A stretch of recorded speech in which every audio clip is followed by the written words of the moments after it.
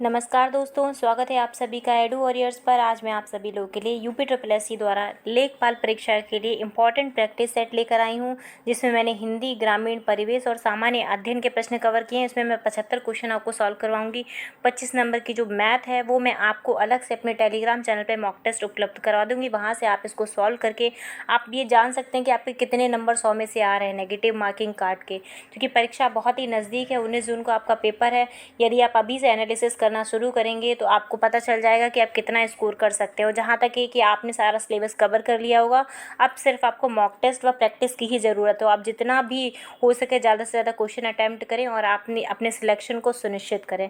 चलिए आज के क्वेश्चन सॉल्व करके देखते हैं। आज सेकेंड प्रैक्टिस सेट है जो कि मैं आपको सॉल्व करवाने जा रही हूँ। इससे पहले मैंने एक प्रैक्टिस सेट आपको और कवर करवाया हुआ। मैंने लेखपाल के कई प्रैक्टिस सेट आपको कवर करवाए हुए, करंट अफेयर्स के भी वीडियोस पढ़े हैं। यदि आपने वो सारे वीडियोस नहीं देखे हैं तो डिस्क्रिप्शन बॉक्स में उन सभी का आपको लिंक मिल जाएगा, वहाँ से जाके आप वो वीडियोज़ देख सकते हैं। और आप हमारा टेलीग्राम चैनल है उसको भी ज़रूर ज्वाइन कर लें। प्रैक्टिस सेट 2 है। प्रैक्टिस सेट 2 के आज भाग का, जिसमें आपके सामान्य हिंदी से 25 प्रश्न हैं। पहला प्रश्न है, सारंग का पर्यायवाची क्या है। इसमें मैं आपको जल्दी से जल्दी क्वेश्चन हो सके इसलिए मैं आपका प्रश्न पढ़ूंगी और उसका मैं उत्तर दूंगी। उससे रिलेटेड अगर मुझे कुछ इंपॉर्टेंट फैक्ट लगेगा तो मैं वो बताऊंगी। तो पहले का ऑप्शन जो सी है, सारंग का पर्यायवाची मोर होता है। घोड़ा नहीं, घोड़ा को घोटक बोलते हैं और सारथी भी नहीं बोलते हैं। इसमें जो सेकंड प्रश्न है वो है, भवन का पर्यायवाची क्या है। तो भवन का पर्यायवाची आपका ऑप्शन सी, घर को भवन भी कहते हैं। आप लोगों ने देखा होगा कई लोगों के घर के आगे निकेतन है, भवन है या इस तरह के लिखे हुए होते हैं। तो भवन का अर्थ होता है घर, ना कि मंदिर या महल। तीसरा क्वेश्चन है, एक दंत में कौन सा समास है। बहुब्रीहि है, तत्पुरुष है, द्वंद्व है या द्विगु है। अब देखिए, एक दंत से कुछ लोग इसमें द्विगु लगा कर आएंगे, क्योंकि द्विगु समास में क्या होता है कि आपका संख्या हो, जैसे कि त्रिकोण हो गया, तो ये सब क्या द्विगु के अंतर्गत आएंगे, या चौराहा हो गया या पंचवटी हो गया। लेकिन एक दंत किसको बोला जाता है, एक दंत बोला जाता है गणेश जी को। तो ये तीसरा पद ही निकल के आ रहा है। तो तीसरा पद हमेशा किस में होता है, बहुब्री में होता है। तो एक दंत में समास होगा ऑप्शन ए आपका बहुब्री। चौथा क्वेश्चन है, कन्यादान में कौन सा समास है। तो कन्यादान जो है वह आपका तत्पुरुष समास है। ऑप्शन बी आपका सही है। अगला प्रश्न है आपका फिफ्थ, मनहा प्लस बल की सही संधि विच्छेद क्या होगा। तो मनहा प्लस बल को आप जब विच्छेद करके इसमें लिखेंगे तो ये मनोबल हो जाएगा। ऑप्शन ए आपका बिल्कुल सही हो जाएगा। सिक्स क्वेश्चन है, प्रति प्लस एक की सही संधि विच्छेद क्या होगी। तो प्रति प्लस एक का सही संधि विच्छेद हो जाएगा प्रत्येक। सेवन्थ क्वेश्चन है, प्रेमचंद्र का कौन सा उपन्यास इसमें है। तो ये देखिए, झूठा सच, मैला आंचल और निर्मला, यह मानस कहानी से चारों ही महत्वपूर्ण हैं उपन्यास। लेकिन इसमें जो ऑप्शन बी है आपका निर्मला, यह प्रेमचंद्र का एक उपन्यास है। अगला प्रश्न है, एर्थ विस्तार का विलोम शब्द क्या होगा। विस्तार का हमेशा जो विलोम होगा वह संक्षेप हो जाएगा, कि विस्तार मतलब किसी चीज़ को बढ़ाना और संक्षेप मतलब छोटा करना, लघु। हालांकि इसका लघु भी, लेकिन लघु इसका सही रूप नहीं है। तो ऑप्शन ए इसका सही है। नाइन्थ क्वेश्चन है, मिथ्या का विलोम क्या होगा। मिथ्या का मतलब क्या होता है, झूठा। तो इसका जो उल्टा विलोम क्या हो जाएगा, सत्य हो जाएगा। ऑप्शन बी आपका सही हो जाएगा। अगला 10th क्वेश्चन है, इनमें से पुल्लिंग शब्द को छांटिए। अब मैंने आप लोगों को एक ट्रिक बताई थी पुल्लिंग और स्त्रीलिंग वाक्यों की। अब पुल्लिंग शब्द की एक जो ट्रिक थी, जैसे कि उसके आगे आप क्रिया को लगा के देखिए। जैसे मूर्खता होती है तो ये क्या है, यह एक स्त्रीलिंग के अंतर्गत। या घटना घटित होती है तो ये भी स्त्रीलिंग। लेकिन जो कपट है वह आपका क्या है, वह आपका पुल्लिंग के अंतर्गत आ जाएगा। तो आपका ऑप्शन ए बिल्कुल सही है। अगला प्रश्न है, पुस्तकीय शब्द में प्रत्यय क्या होगा। तो पुस्तकीय शब्द में आपका ऑप्शन ए, ये इसमें भी है और ये इसमें, लेकिन बड़ी इसमें मात्रा जो है वह आपका सही होगा। ऑप्शन डी इसमें सही है। अगला प्रश्न है 12th, व्यवस्था शब्द में कौन सा प्रयुक्त उपसर्ग है। अब व्यवस्था में कौन सा होगा, तो बी प्लस अवस्था हो जाएगा। तो मिलके आपका ऑप्शन व्यवस्था बनता है। तो ए आपका बिल्कुल सही हो जाएगा। अगला प्रश्न है 13, कौन सी क्रिया विशेषण रीतिवाचक नहीं है। अब क्रिया विशेषण आपका जो रीतिवाचक के अंतर्गत नहीं आता है तो वह आपका ऑप्शन होगा बी, जो थोड़ा है वह आपका क्रिया विशेषण रीतिवाचक के अंतर्गत नहीं आएगा। अगला प्रश्न है, फ्रेंड्स इस वीडियो को आप एंड तक देखिएगा। मैंने इसमें ग्रामीण, परिवेश और हिंदी का मैं आपके सामने सॉल्व ही करवा रही हूँ। और मैंने कई सारे क्वेश्चन इसमें इंपॉर्टेंट कवर किए हैं। आपका हिंदी हो जाएगा, ग्रामीण परिवेश हो जाएगा और सामान्य अध्ययन हो जाएगा। इनके 25-25 क्वेश्चन मैंने मॉक टेस्ट कवर किए हैं। अगला प्रश्न है 14, सर्वनाम के कितने भेद होते हैं? तो सर्वनाम के ऑप्शन सी आपका 6 भेद होते हैं और संज्ञा के कितने होते हैं? संज्ञा के 5 भेद होते हैं।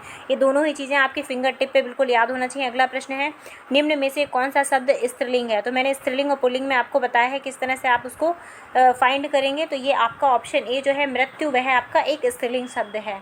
मृत्यु होती है, हमेशा आपने सुना होगा। अगला प्रश्न है 16, निम्न में से कौन सुमेलित नहीं है? तो उच्च का निम्न बिल्कुल सही है, सगुण का जो निर्गुण है वह बिल्कुल सही है, लेकिन आपका गुप्त का रहस्य नहीं होता। ये दोनों आपके क्या हो गए? सेम हो गए कि गुप्त मीन्स भी रहस्य और मतलब छुपा हुआ होता है, और रहस्य का मतलब भी किसी चीज़ को छुपा के। तो गुप्त का उजागर हो सकता है, बिल्कुल सही। तो ऑप्शन आपका बी सही है। अगला प्रश्न है 17, निम्न में से किस शब्द की वर्तनी शुद्ध है? तो आपका ऑप्शन है जो कौशल्या है, इसमें इसकी वर्तनी शुद्ध है, बाकी ये सब गलत लिखे हुए हैं। अगला प्रश्न है 18, निम्न में से किस शब्द की वर्तनी शुद्ध है? तो ये आपका ऑप्शन बी रचयिता की वर्तनी बिल्कुल शुद्ध है। ये प्रश्न कई बार परीक्षाओं में पूछा गया है। अगला प्रश्न है 19, बात बढ़ना मुहावरे का क्या अर्थ होता है? लोग कहते हैं कि बात मत बढ़ाओ, तो मतलब झगड़ा ना करिए। तो ऑप्शन ए आपका सही है। अगला प्रश्न है 20, खाक में मिलाना मुहावरे का क्या अर्थ होगा? तो खाक में मिलाने का अर्थ हो जाएगा बर्बाद होना। लोग आपने कई मूवी में ये डायलॉग सुने होंगे। अगला प्रश्न है 21, वृक्ष से पत्ता गिरने का क्या अर्थ होता है? सॉरी, ये वाक्य में इन्होंने कारक चिन्ह पूछा है, तो इसमें कारक कौन सा लगेगा? अब वृक्ष से पत्ता गिर रहा है, मतलब पत्ता जो है वह वृक्ष से अलग हो रहा है, तो इसमें अपादान कारक लगेगा।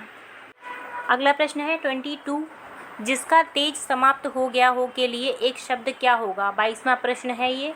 तो इसमें ऑप्शन डी निस्तेज, जिसका तेज समाप्त हो गया उसके लिए आप निस्तेज लगाएंगे, और जिसमें तेज हो बहुत अधिक वो तेजस्वी व्यक्ति कहलाएगा। अगला प्रश्न है 23, गोदान किसकी रचना है? तो ये सभी आप लोग को पता होगी, ये बचपन से आप लोगों ने रट रखा हो कि गोदान मुंशी प्रेमचंद की बहुत महत्वपूर्ण रचना है। अगला है 24 क्वेश्चन, हिंदी के क्वेश्चन कंप्लीट होने वाले हैं। रिक्त स्थान की उचित शब्दों द्वारा पूर्ति कीजिए। तो कमल डैश सौंदर्य भंवरे को ही आकर्षित कर सकता है, तो इस डैश में क्या आएगा? तो इस डैश में आपका जो सौरभ है डी वह आएगा कि कमल का सौरभ सौंदर्य भंवरे को ही आकर्षित कर सकता है। अगला प्रश्न है आपका 25, मोहन की काम के प्रति लगन और निष्ठा डैश है। तो इसका अर्थ हो जाएगा कि अनुकरणीय है, कि उसकी जो लगन और निष्ठा है वह अनुकरणीय है, उसकी आप अनुकरणीय मतलब उसकी व्याख्या नहीं कर सकते हो। तो आप ये दोनों ही प्रश्न हो गए। अब देखिए इस 25 प्रश्न में उन्होंने पूरे सिलेबस को कवर कर लिया, इसी तरह से आपकी परीक्षा में भी प्रश्न आएंगे। अगला आपका है टॉपिक सामान्य गणित का, इसको स्किप कर देते हैं। ये मैं आपको मॉक टेस्ट प्रोवाइड करवा दूंगी टेलीग्राम चैनल पे, इसको आप खुद से सॉल्व करिएगा। और भाग जो गा है उसमें सामान्य ज्ञान को मैंने कवर किया हुआ। अब इसके 25 क्वेश्चन को कंप्लीट करते हैं। 51 क्वेश्चन, हर्षवर्धन की राजधानी क्या थी? अब हर्षवर्धन की राजधानी आप सभी लोगों को पता है कि इसका जो ऑप्शन डी है, कन्नौज को हर्षवर्धन ने अपनी राजधानी घोषित किया था। अगला प्रश्न है 52, जब ईस्ट इंडिया कंपनी का गठन हुआ था उस समय भारत के मुग़ल बादशाह कौन थे? तो उस समय भारत के मुग़ल बादशाह ऑप्शन सी आपका अकबर थे।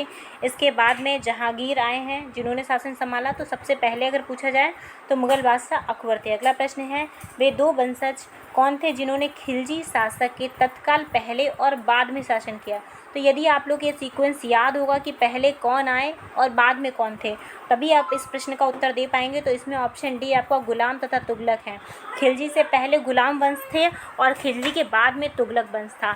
अगला प्रश्न है आपका 54, रॉलेट एक्ट लाने का क्या प्रयोजन था? तो रॉलेट एक्ट जो लाया गया था जिसमें आपका बिना दलील व इस तरह के कानून बता रहे थे, जिसमें आपको कोई भी किसी भी तरह की क्रांतिकारी घटना होने पर गिरफ्तार कर दिया जाता था लोगों को। तो यह एक राष्ट्रीय एवं क्रांतिकारी गतिविधियों पर रोक लगाने के लिए रॉलेट एक्ट आया था। अच्छा, रॉलेट एक्ट आया कब था? तो ये 1919 में आया था। ये डेट भी याद रखिए क्योंकि कई बार परीक्षा में पूछा गया कि रॉलेट एक्ट कब आया था। अगला प्रश्न है आपका 55, इनमें से कौन चित्रकारी से नहीं जुड़ा था? आपको ये देखना है कि नहीं वाले बहुत ध्यान से प्रश्न करने हैं। तो बाकी तीन जो हैं ऑप्शन मंजीत बाबा, जैमिनी राय और हुसैन, ये तीनों ही चित्रकारी से जुड़े, लेकिन के.एल. सहगल जो हैं ये क्रांतिकारी गतिविधियों में लिप्त थे, ना कि आप चित्रकार थे। अगला प्रश्न है आपका 56, ज्वालामुखी में सबसे अधिक कौन सी गैस निकलती है? तो जब ज्वालामुखी विस्फोट होता है तब सबसे अधिक जो है वह जलवाष्प गैस निकलती है। अगला प्रश्न है आपका 57, खाना बदोश जनजाति के लोग सर्वाधिक किस क्षेत्र में पाए जाते हैं? तो खाना बदोश जो जनजाति के लोग होते हैं वह हमेशा शुष्क क्षेत्र में पाए जाते हैं। आप लोगों ने एक बद्दू जनजाति भी सुनी होगी जो कि अरब प्रायद्वीप है, वहाँ पर ये जनजाति पाई जाती है। तो वहाँ का जो क्षेत्र है वह काफ़ी शुष्क क्षेत्र माना जाता है। अगला प्रश्न है आपका 58, वायुमंडल की कौन सी परत दूर संचार प्रणाली के प्रयोग की जाती है? तो देखिए क्षोभ मंडल जो है वह आपका बारिश जैसी घटनाओं के लिए जिम्मेदार रहता है, और आपका समताप मंडल में ओजोन परत रहती है, लेकिन आयन मंडल जो है वह आपका दूर संचार प्रणाली के लिए प्रयोग किया जाता है। अगला प्रश्न है आपका 59, कौन सी खनिज सूची अलौह धातुओं को दर्शाती है? अब जिसमें लौह नहीं हो, अब देखिए आपके इसमें भी लौह है, इसमें भी लौह है, और आपका जो ये इस्पात है इसमें भी है। तो आप इस तरह से काट भी सकते हैं, लेकिन यदि आपको पता है तो आपका आंसर डायरेक्ट आ जाएगा। तो ऑप्शन सी आपका जस्ता, तांबा, निकेल और एल्युमिनियम ये अलौह धातुओं को दर्शाती है। अगला प्रश्न है आपका 60, मानव की कौन सी क्रिया जलवायु से सर्वाधिक प्रभावित होती है? तो मानव की जो है वो कृषि जो क्रिया है, कृषि वह आपकी सर्वाधिक प्रभावित होते हैं। अब देखिए किसी भी जगह पे अगर एग्रीकल्चर से रिलेटेड कोई क्राइसिस है, कोई भी विपत्ति आ जाती है, तो वहाँ के लोगों का जो जीवन यापन इतना कठिन हो जाता है कि वो अपने आप को सर्वाइव नहीं कर पाते हैं। तो जलवायु से जो सर्वाधिक प्रभावित है वह आपकी कृषि की क्रिया है। अगला प्रश्न है आपका 61, जैव विविधता दिवस कब मनाया जाता है? अब देखिए जैव विविधता दिवस है, इसमें चारों ही ऑप्शन गलत हैं, क्योंकि यह आपका मनाया जाता है कब? 22 मई को मनाया जाता है। तो इसमें चारों ही ऑप्शन कट हैं, ये प्रश्न गलत है। अगला प्रश्न है आपका 62, भारत का राष्ट्रपति अपना त्यागपत्र किसको सौंपता है? तो भारत का राष्ट्रपति अपना त्यागपत्र हमेशा भारत के उपराष्ट्रपति को सौंपता है, और उपराष्ट्रपति अपना त्यागपत्र किसको सौंपता है? राष्ट्रपति को सौंपता है। तो दोनों ही एक दूसरे को अपना त्यागपत्र सौंपते हैं। अगला प्रश्न है आपका 63, भारत का केंद्रीय बैंक कौन सा है? तो आप सभी लोगों को पता होगा कि भारत का केंद्रीय बैंक आरबीआई है, भारतीय रिजर्व बैंक है, जिसको बैंकों का बैंक बोला जाता है। तो इसमें आप लोगों को कोई डाउट नहीं होगा इस तरह के प्रश्न में। अगला प्रश्न है आपका 64, भारत में आधुनिक बैंकिंग का आरंभ कब हुआ है? अच्छा प्रश्न है। तो इसमें आपका ऑप्शन जो बी है, सन 1806 में भारत में आधुनिक बैंकिंग का आरंभ हुआ था। अगला प्रश्न है, एक ही प्रकार के परमाणु निम्न में से किस में मिलते हैं? तो एक ही प्रकार के जो परमाणु हैं वह आपका ऑप्शन डी प्राकृत तत्व में मिलते हैं। ये भी केमिस्ट्री से अच्छा प्रश्न है। अगला प्रश्न 66, निम्नलिखित में से किस पदार्थ में ध्वनि की गति सबसे धीमी होती है? तो आप सभी लोगों को पता होगा कि जो ध्वनि की गति होती है वह आपकी सबसे धीमी, तो इस प्रश्न में आपका उत्तर ऑप्शन सी सही है कि कण में सबसे धीमी होती है और सबसे अधिक जो है वह इस्पात में पाई जाती है ध्वनि की गति। अगला प्रश्न है आपका 67, खाने के नमक जिसको NaCl किससे बनता है? अच्छा प्रश्न है। देखिए कई बार NaCl पूछ लिया जाता है कि खाने को नमक को क्या कहते हैं, तो NaCl कहते हैं, लेकिन ये किससे बनता है? ये प्रश्न अच्छा है। तो यह आपका ऑप्शन सी है, प्रबल अम्ल एवं दुर्बल क्षार से बनता है। बहुत अच्छा प्रश्न है, इसको आप इंपॉर्टेंट टिक करिए, क्योंकि इस तरह के प्रश्न आपको अक्सर कंफ्यूज करते हैं। तो प्रबल अम्ल व दुर्बल क्षार से खाने का नमक बनता है। अगला प्रश्न है आपका 68, 5 जगत वर्गीकरण किसने किया था? आप देखिए आप लोगों ने सभी ने बायो पढ़ी होगी, तो उसमें 5 जगत में वर्गीकरण किया गया है, तो वही आपका पूछा है कि वह किसने किया था। तो ऑप्शन सी आपका जो विटेकर हैं इन्होंने वर्गीकरण किया था। अगला प्रश्न है आपका 69, निम्न में से किस पशु में गर्भकाल का समय सबसे अधिक होता है? तो ये 4 ऑप्शन दिए हुए हैं, ऊँट, हाथी, जिराफ और गाय। तो सबसे अधिक जो गर्भकाल है वह आपका हाथी का होता है। अगला प्रश्न है 70, एक पेन ड्राइव है। अब पेन ड्राइव के बारे में पूछा कि पेन ड्राइव क्या है? तो एक पेन ड्राइव जो है ऑप्शन डी एक हटाए जाने वाली द्वितीय भंडारण का एकक है, यानी आपकी क्या है, सेकेंड मेमोरी है जिसको आप हटा सकते हैं। अगला प्रश्न है 71, निम्न में से कौन सी एक यंत्र सामग्री नहीं है?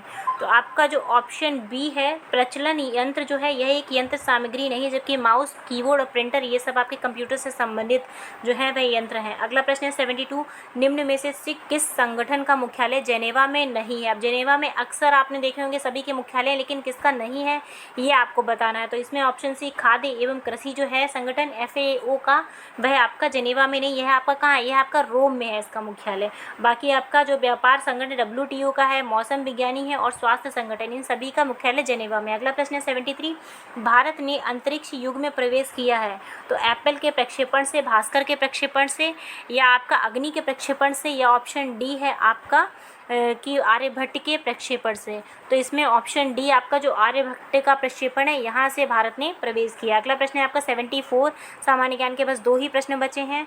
निम्न कथनों में से असत्य कथन को चुनिए। अब ये चारों ही प्रश्न आप पढ़ेंगे तभी आपको अच्छे से समझ में आएगा कि इसमें कौन सा गलत है। तो इसमें ऑप्शन ए है कि पूर्व विदेश सचिव रंजन मथई को सुब्रमण्य जयशंकर के स्थान पर ब्रिटेन में भारत का उच्चायुक्त नियुक्त किया गया। क्या ये सही है या गलत है, ये आपको डिसाइड करना है। तो आपका ऑप्शन जो ए है यही आपका गलत है, ठीक है, ये कथन बिल्कुल गलत है। बाकी तीनों ही ऑप्शन आपके बिल्कुल सही हैं। अगला प्रश्न है सामान्य अध्ययन का, ये लास्ट प्रश्न है। निम्न में से प्रथम विश्व कप फुटबॉल जीतने वाला कौन सा देश था। अब ये प्रथम विश्व कप फुटबॉल है, इसलिए आपका ये प्रश्न पूछा गया है। अच्छा प्रश्न है। तो इसका ऑप्शन ए आपका उरुग्वे जो है, इसने प्रथम विश्व कप फुटबॉल जीता था। अब यहाँ से आपके सामान्य अध्ययन के प्रश्न कंप्लीट होते हैं। अब आपका भाग ग जो है वह गणित एवं ग्रामीण एवं राजस्व से संबंधित, इसमें 25 प्रश्न हैं आपके, जो कि बहुत ही महत्वपूर्ण है। ये आपकी सिलेक्शन को सुनिश्चित करने में इनका बहुत ज़्यादा योगदान रहेगा। चलिए क्वेश्चन कंप्लीट करते हैं। 76 क्वेश्चन है, समुदाय का आवश्यक तत्व है। तो समुदाय का आवश्यक तत्व ऑप्शन ए आपका निश्चित उद्देश्य होता है, यही आपका समुदाय का आवश्यक तत्व माना जाता है। अगला प्रश्न है आपका 77, मनुष्य को किस आधार पर सामाजिक प्राणी कहा जाता है। तो मनुष्य को उसके स्वभाव के आधार पर भी सामाजिक प्राणी कहा जाता है। आवश्यकता मनुष्य को सामाजिक बना देती है और समाज में व्यक्ति का विकास होता है। ये तीनों ही चीज़ें इसमें सम्मिलित होती है। तो ऑप्शन डी आपका उपयुक्त सभी जो हैं वह इसका उत्तर होगा। अगला प्रश्न है आपका 78, मोहनजोदड़ो एवं हड़प्पा के अवशेष क्या दर्शाते हैं। तो यह आपकी प्राचीन संस्कृति को दर्शाते हैं। वस्तुएं एवं उपलब्धियां नहीं, सामाजिक परिदृश्य नहीं, लेकिन प्राचीन संस्कृति हमारी कैसी थी, तो यहाँ से आपके दोनों जो अवशेष प्राप्त होते हैं इससे पता चलता है। अगला प्रश्न है आपका 79, भारत में निम्न इनमें से कौन सी विभिन्नताएं पाई जाती हैं। तो भारत में आपके देखिए प्रजातीय विभिन्नताएं भी पाई जाती है, जलवायु में भी विभिन्नता पाई जाती है और भाषा एवं धार्मिक विभिन्नताएं भी पाई जाती। तो ये तीनों तरह की विभिन्नताएं अपने भारत में पाई जाती है। जैसे आप देखिए, अब जलवायु में परिवर्तन, जितने भी कोस्टल एरिया, जैसे आप मुंबई का मौसम देखिए जाके, और यदि आप उत्तर प्रदेश में हैं तो वहाँ का मौसम देखिए, ज़मीन आसमान का फ़र्क रहता है। वहाँ पे ठंडी गर्मी का आपको अनुभव नहीं होगा, लेकिन यूपी में आपको अत्यधिक गर्मी व सर्दी दोनों का ही सामना करना पड़ता है। इसी तरह से भाषा और धार्मिक विचार भी अलग अलग हैं, इसीलिए भारत को क्या बोला जाता है, विभिन्नताओं में एकता बोली जाती है। अगला प्रश्न है आपका 80, ग्रामीण समाज में कृषि के अतिरिक्त किए जाने वाले कार्य इनमें से कौन से हैं। तो जो मुख्य कार्य है वह आपका पशुपालन हो जाएगा, यह आपका ग्रामीण समाज के अतिरिक्त किया जाने वाला कार्य है।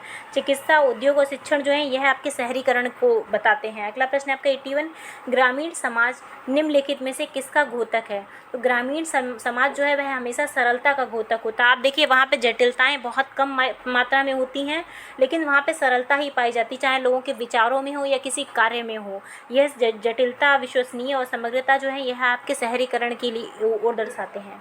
अगला प्रश्न है आपका 82, स्वतंत्रता का प्रारंभ धरातल से होना चाहिए। प्रत्येक गांव का एक छोटा गणराज्य होना चाहिए जिसके हाथ में सभी अधिकार हो। तो यह कथन ऑप्शन बी आपका महात्मा गांधी का है, क्योंकि महात्मा गांधी ने गांव, ग्रामीण जनता पे बहुत अधिक जोर दिया था। आज उसी का परिणाम है कि आप मनरेगा देख रहे हैं, जो ये किसका है, ये महात्मा गांधी के विचारों से ही प्रेरित है।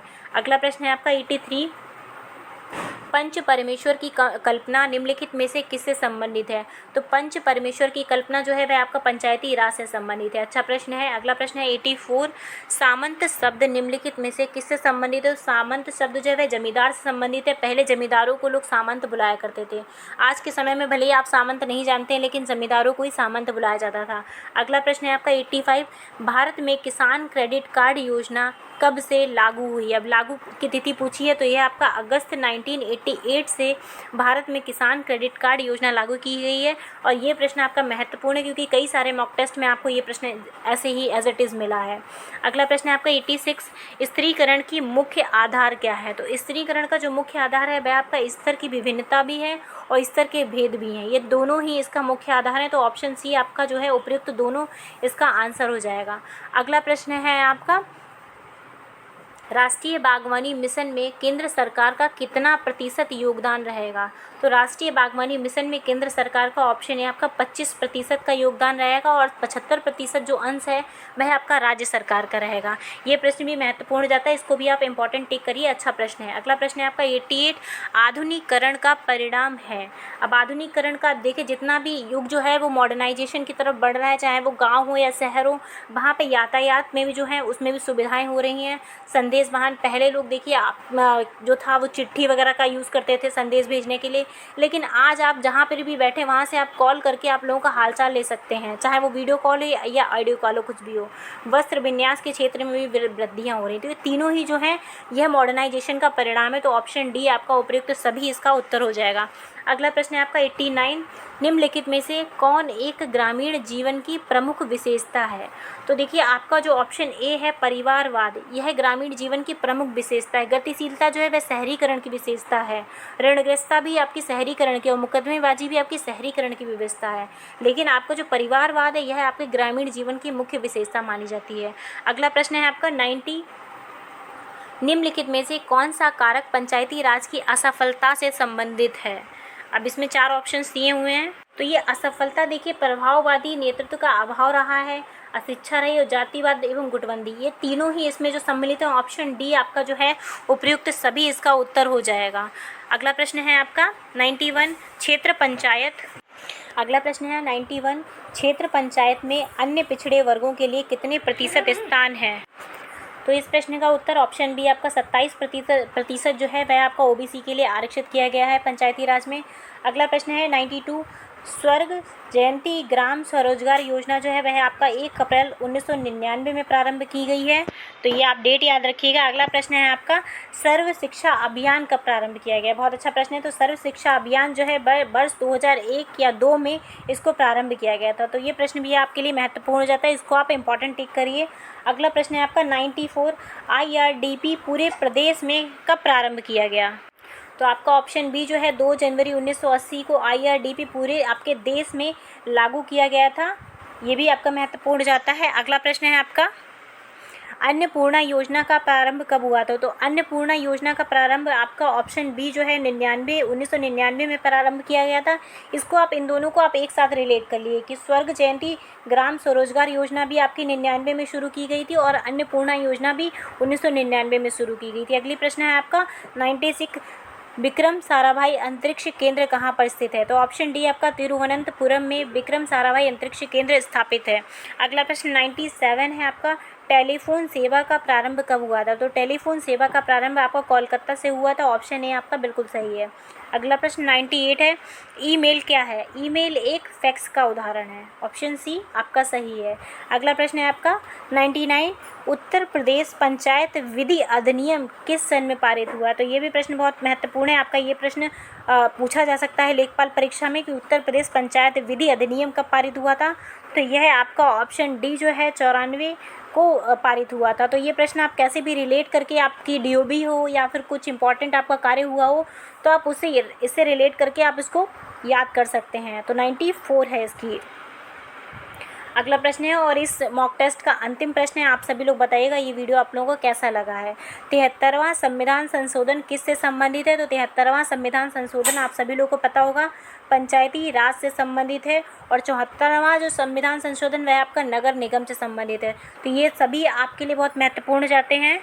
आप ये जो मॉक टेस्ट मैंने करवाया इसको आप जो भी आपके स्टूडेंट तैयारी कर रहे हैं लेखपाल परीक्षा की उन तक आप ये शेयर करिएगा, ज़्यादा से ज़्यादा वीडियो को लाइक करिएगा और यदि आपको ये वीडियो अच्छा लगा है तो प्लीज़ आप चैनल को सब्सक्राइब करिएगा ताकि मैं इस तरह के और भी वीडियोज़ आपके लिए लेकर आऊँ। और मैंने करंट अफेयर के वीडियो भी आप लोगों के लिए बनाए हुए हैं, आप जाके वहाँ से प्लेलिस्ट से चेक कर सकते हैं। इसके साथ साथ ही मैंने UP की जो महत्वपूर्ण योजनाएँ हैं जो परीक्षा में पूछी जाएंगी, चाहे वो PCS हो, लेखपाल हो या सप्लाई इंस्पेक्टर हो, मैंने वो भी वीडियो बनाया, आपको वो भी डिस्क्रिप्शन बॉक्स में उसका भी लिंक मिल जाएगा। आज के लिए बस इतना ही, धन्यवाद। जल्दी ही आप लोगों के लिए मैं तीसरा मॉक टेस्ट लेकर आती हूँ।